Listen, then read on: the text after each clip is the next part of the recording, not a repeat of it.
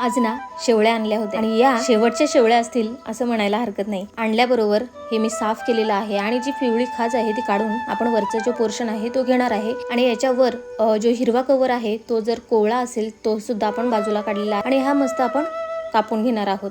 तर आज मी ही भाजी आहे ती चणा डाळ मध्ये करणार आहे, कारण शेवळा आणि चणा डाळ ही भाजी मला खूप आवडते। तर यामध्ये आपण बोंडाऱ्याचा पाला आणि शेवळा ही आपण वाफून घेणार। तर इकडे मी चणा डाळ सुद्धा भिजत घातलेली आहे। शेवळ्यांचं पाणी, शेवळा, कांदा, लसूण, टोमॅटो, कुकर मध्ये तेल घेतलेलं आहे, त्याच्यामध्ये कांदा, लसूण, तेजपत्ता, दालचिनी, हळद, मीठ, मसाला, टोमॅटो आणि वाटण हे सगळं आपण मिक्स करून घेतलेलं आहे। तरी आल्यानंतर आपण याच्यामध्ये भाजी आणि जी आपण चणा डाळ भिजवलेली आहे ती टाकलेली आहे आणि सोबतच आपण जे पाणी होतं त्याची सुद्धा आमटी बनवणार। ही जी रेसिपी आहे ना ती आपल्या सबस्क्रायबरने दिलेली आहे, तर म्हटलं चला आज करून बघूया, कारण त्यांनी मागे कमेंट करून सांगितलं होतं आणि खरंच सांगू भाजी तर खूप छान झाली होती आणि आमटी सुद्धा अप्रतिम झाली। जाता जाता पटकन आपल्या चॅनेलला सबस्क्राईब करून घ्या। थँक्यू।